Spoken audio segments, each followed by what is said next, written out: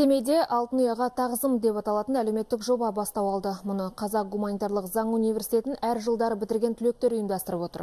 Олар түлектер қауымдастығын құрып, өздері жинаған 750 мың теңге қаражатты оқу орнын келесі жылы тәмамдайтын студенттерге стипендия ретінде тағайындады.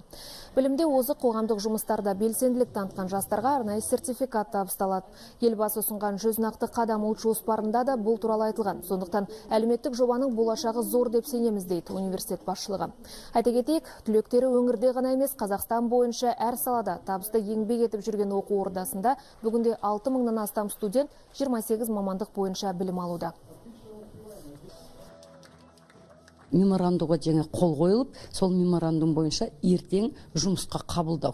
Яғни ер жеткендері өзінен дейінгілерді осы университеттің аясындағы ең мықтыларында әртүрлі сала бойынша, әртүрлі мамандық бойынша жұмысқа қабылдау. Былтырғы жылы 1,5 мың студент бітірген болса, оның 87% бүгінге дейін осы бағдарламалардың арқасында, басқа да өзінің біліктілігі, білімділігінің арқасында жұмысқа орналасты.